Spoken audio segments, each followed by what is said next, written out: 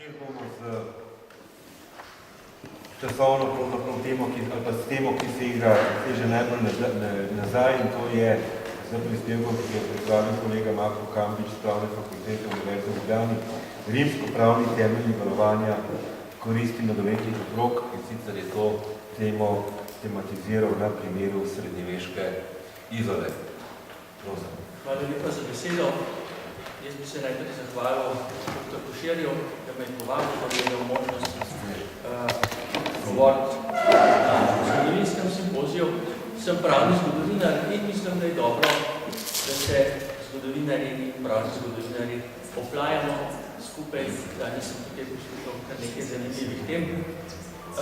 Odločil sem se, da bom danes govoril o varovanju koristi mladoletnih otrok, v smislu otrok, ki so ostali brez staršev. Za začetek bi, oziroma začel bi s citatom iz knjige, ki sem jo nedavno prebral, knjige, ki ni vsebinsko povezana s temo mojega današnjega predavanja, pokaže pa rdečo nit mojega predavanja. Fascinantno je videti, da bolj, ko se stvari spreminjajo, bolj postajajo enake.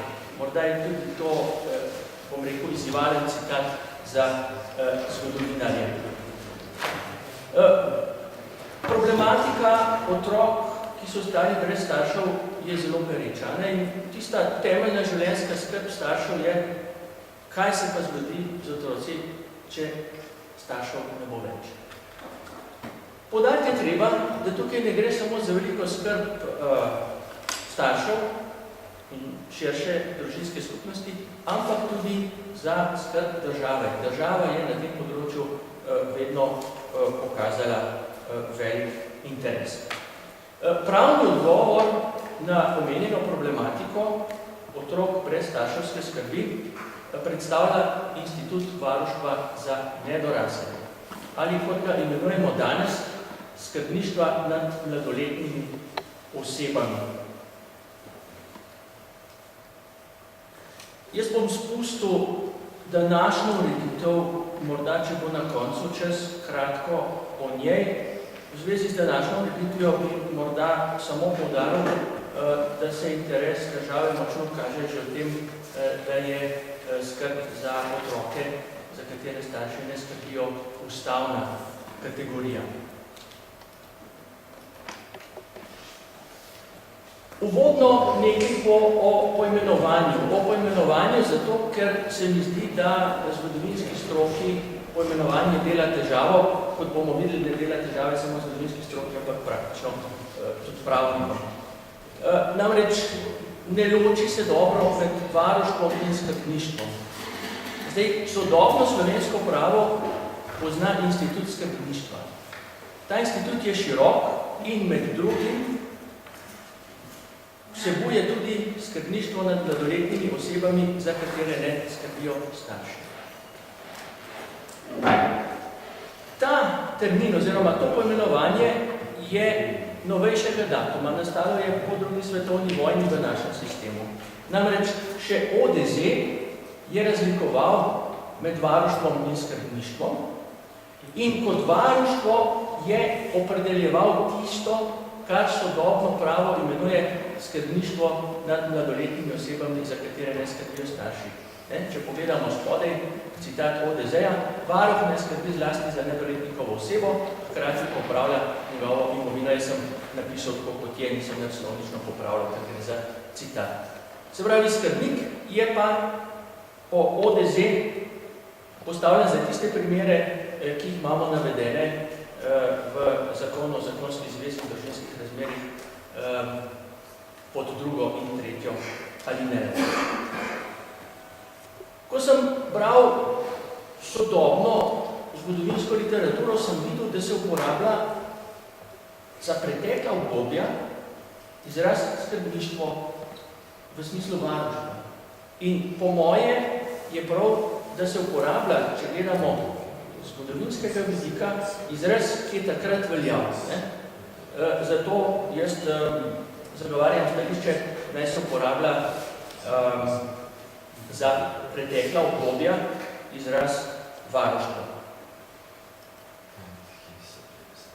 Kako je rimsko pravo opredeljevalo varuštvo? Se pravi, že rimski jurist Gaj, živel in deloval je v 3. stoletju po Kristusu, pravi, da so nedorasli pod varuštvom določa pravo vseh držav, kajti skladno z naravnim razumom je, da se za tistega, ki ni polnoleten, skrbi pod varuštvom drugega. Se pravi, gre za nekaj samoumevnega, za nekaj, kar naj bi pravzaprav poznala vsaka urejena človeška družba. In dejstvo je, torej, določila v varuštvu, zasadimo že v grškem pravu, rimsko pravo jih je pa zelo izpopolnilo, lahko rečemo, v svojem tisočletnem razvoju. Kratko uvodno, kako je z varuštvom po rimskem pravu. Varuštva potrebujejo po rimskem pravu tisti otroci, ki niso pod oblastjo družinskega očeta. To je skupina, ki se imenuje nedorasli. Deklice do 12. leta, dečki do 14. leta. To je zelo pomemben mejnik, ki se pojavlja tudi pozneje z variacijami, tudi v srednjem veku. Zakaj razlika in zakaj ravno ta meja? Kot doraslost so šteli spolno zrelost. Takrat, ko je nekdo spolno zrel, naj bi bil tudi umsko dovolj zrel, da skrbi za svoj interes in takrat so jim priznali tudi poslovno sposobnost. Deklice so bile spolno zrele prej, zato meja 12 let, dečki pozneje, zato meja 14 let. Znotraj te skupine so ločili še otroke, to so bili subjekti do 7. leta, te so bili poslovno popolnoma nesposobni, medtem ko so bili starejši nedorasli, med 7. in 12. deklice in 7. in 14. dečki, omejeno poslovno sposobni, kar je pomenilo, da so sicer lahko sami sklepali pravne posle, ampak da je bil tak pravni posel zavezujoč, je moral s svojo avtorizacijo pri tem pravnem poslu sodelovati varuh. Zdaj pride pa zanimivost in še en dodatni zaplet. Tudi ko dorastejo, ko ne potrebujejo več varuha, so Rimljani ugotavljali, so taki subjekti še vedno neizkušeni in v praksi so bili plen različnih goljufov. In so rekli, tudi te je treba zaščititi. Jaz se ne bom spuščal v podrobnosti, to si lahko preberete v referatu. Bom skrajšal. Ustvarili so novo kategorijo, ki se imenuje nedoletni, minores vidinti quinque annis, se pravi tisti, ki so bili sicer že dorasli, vendar mlajši od 25 let. Te so imeli na koncu razvoja skrbnika in praktično so bili vsi v tem obdobju, velika večina pod skrbništvom, kar je pomenilo, da so bili v zelo podobnem položaju kot starejši nedorasli. Če zelo poenostavim, zavezovali so se lahko samo s pomočjo skrbnika. To je pomemben element za poznejšo razpravo. Kratko o osnovah. Varuštvo pozna že in, bom rekel, ureja najstarejši rimski pravni vir, to je zakonik 12 plošč, zelo pomemben pravni vir sredine 5. stoletja pred Kristusom. Zakonik 12 plošč pozna 3 vrste varuha, oporočnega, zakonitega in pa postavljenega varuha.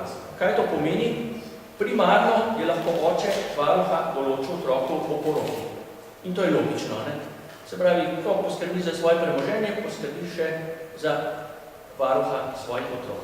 Če oporočnega varuha ni bilo, potem je prihajal v poštev zakoniti varuh, to je bil otrokov najbližji moški sorodnik. Tudi tukaj je, lahko rečemo, naravno pravna logika, ne? Tisti, ki je najbližje, naj poskrbi. In še en element je tukaj pomemben. Rimljani pravijo, kjer je korist dedovanja, je tudi breme varuštva. Kaj to pomeni? Najbližji moški sorodnik, ne, je imel intestatno dedno pravico za tem otrokom. In ko je skrbel za otroka, je skrbel nekje za potencialno svojo korist, če je otrok umrl, je bil ta varuh njegov dedič. Če ni bilo niti oporočnega, niti zakonitega varuha, potem je pa varuha postavil državni organ, se pravi magistrat. Po rimskem pravu je varuštvo javna dolžnost, kar pomeni, treba je bilo varuštvo sprejeti. Redko se mu je bilo možno ogniti iz naprej določenih razlogov in država zelo skrbi za določila, ki se tičejo varuhovih koristi. Naslednji element, varuštvo je moška dolžnost. Zelo zanimivo, ženske se praktično izključujejo iz varuštva in to ohrani na koncu razvoja v 6. stoletju še cesar Justinjan, ki pa pravi takole, piše na prosojnici oziroma zgoraj, naj se ohrani izključitev žensk od varuške funkcije, pravi, z izjemo mater in babic, ki so lahko varuhinje svojim otrokom oziroma vnukom, če so se pripravljeni vzdržati ponovne poroke. Ostalo bomo spustili, ker ni pomembno. Kakšno je bilo po rimskem pravu razmerje med varuhom in varovancem? Varuh je moral skrbno upravljati varovančevo premoženje, odgovarjal je ne samo za škodna ravnanja, ampak tudi za opustitev. Se pravi, če ni storil tistega, kar bi moral kot varuh storiti, ga je tudi zadela odgovornost. V začetku, ko je sprejel varuštvo, je moral narediti popis premoženja, se pravi sestaviti inventar. Določeni varuhi so morali še dati posebno varščino, s katero so zagotavljali, da bodo povrnili škodo, ki bo morebiti nastala varovancev.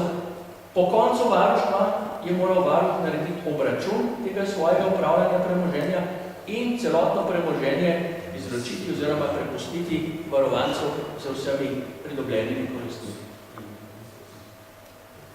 Lahko je zahteval povračilo stroškov, morebitne škode, ki je nastala zaradi varuštva.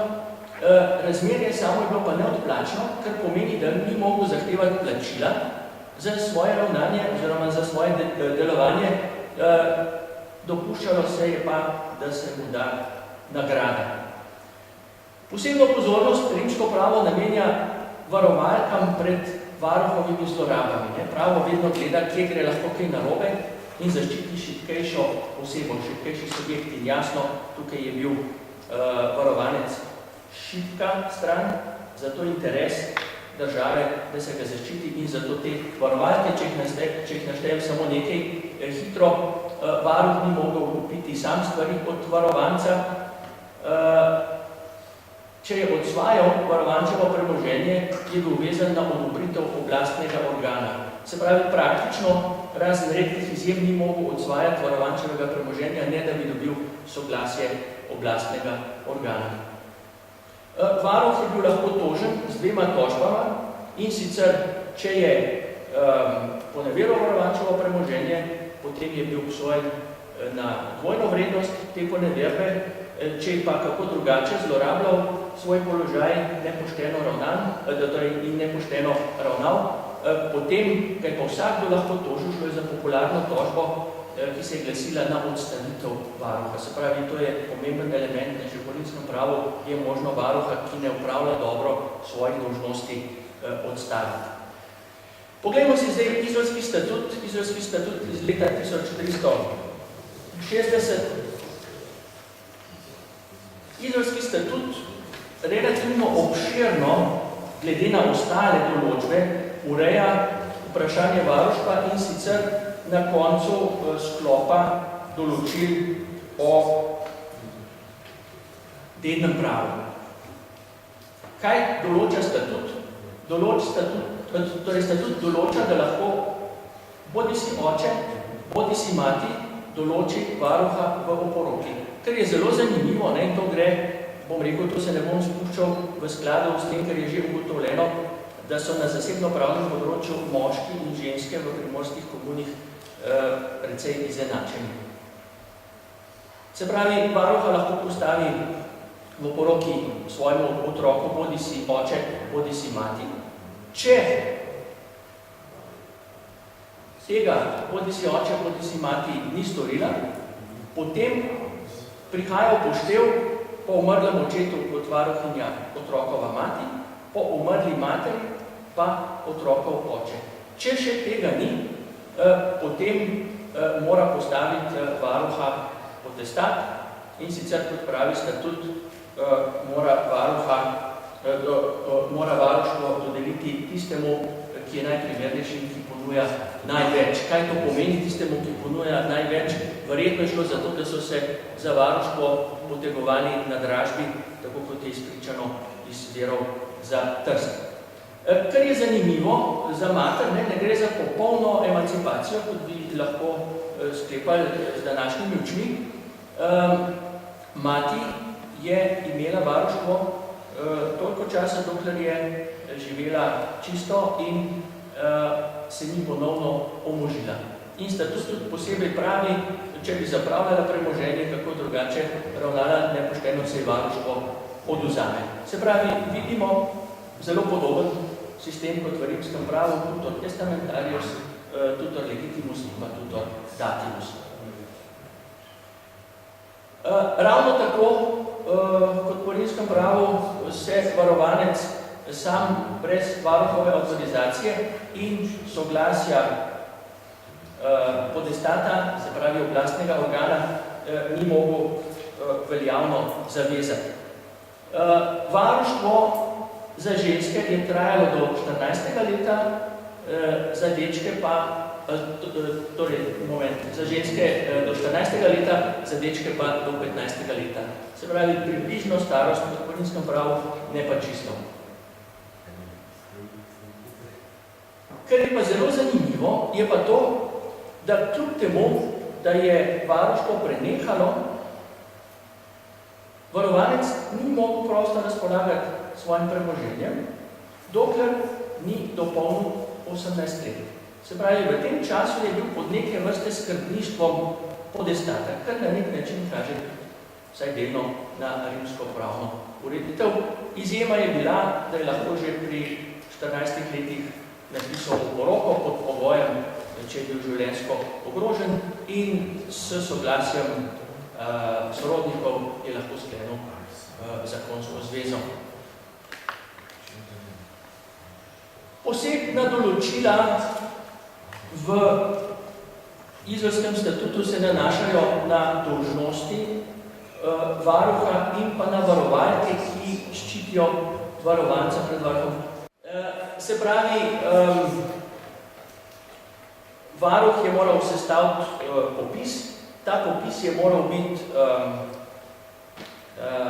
zabeležen pri notarju, se pravi v obliki javne listine, in statut je določal, da je moral to premoženje ohraniti neokrnjeno v najboljšem stanju in da ni smel imeti niti škode, niti koristi varuh od tega razmerja. Tukaj imamo zapisano tisto, kar sem prej povedal, sestaviti mora inventar. V nekaterih statutih najdemo tudi zelo podrobne določbe, kaj mora ta inventar vsebovati, kako se ga napiše pred pričami in tako naprej, to se ne bom spuščal. Naprej pravi statut, če bi pri tem goljufal, se mu odvzame varuštvo in pa po koncu varuštva mora podati varuh obračun in izročiti celotno premoženje, če skrajšam, varovancu in kot pravi zelo zanimivo, nepremičnine izboljšane, neposlabšane, premičnine pa ocenjene v denarni vrednosti.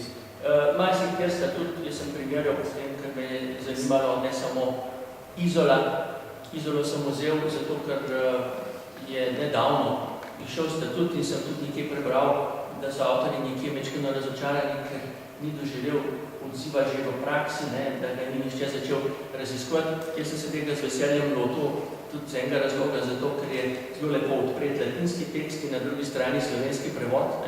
Za Koprski statut obstaja samo latinski tekst. S Piranskim statutom pa izgubljamo živce zaradi tega, ker De Francesijeva edicija je neprimerna za delo, se ne moramo zanesti na njo, se pravi, je treba delati po veru Paho Šumrada.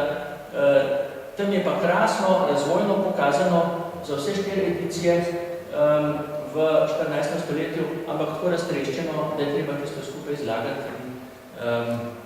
Človek zgubi veliko časa, ampak ker me je zintrigirala Izola, sem šel potem delati še širše, morda v tem, da je drugič to zdaj ni predmet naše razprave.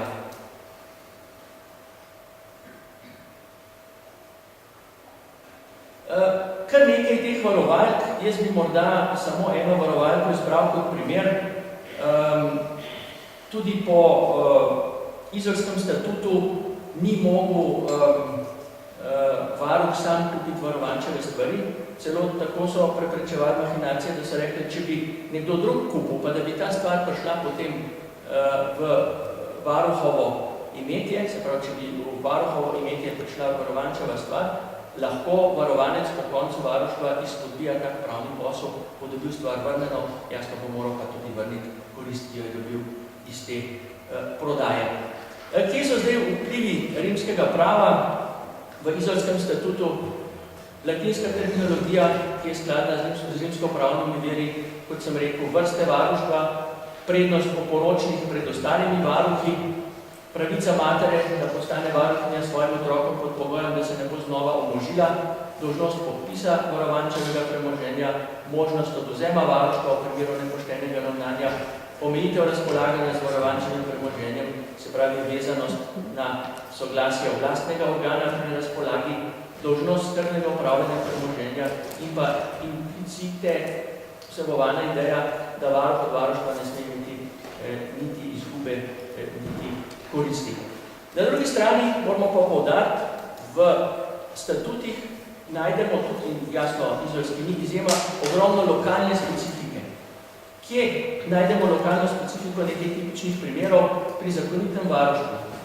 Kot zakonita varuha pridete upoštevati otrokova starša, ostali sorodniki ne. Oni lahko zaprosijo potem za varuštvo, ki jim ga dodeli podestat. Varuštvo, smo rekli, se za dekleta konča 14, za dečke pa s 15 letom po rimskem pravu, je meja 12 let pa 14 let, čeprav če pogledamo Koper pa Piran, je tam zadeva približno taka, ampak spet drugačna v Piranu je čisto skladna z rimskim pravom. Povedal sem že pod neke vrste skrbništvom, podestata pa nekdanji varovanci ostanejo še do dopolnjenega 18. leta, v čemer se na nek način zrcali ideja rimskega skrbništva. To ni nič nenavadno, da imamo veliko te lokalne specifike v statutih, kajti takrat velja načelo, da ima statutarno pravo prednost pred občim pravom. Ubi cesat statutum habet locum ius civile.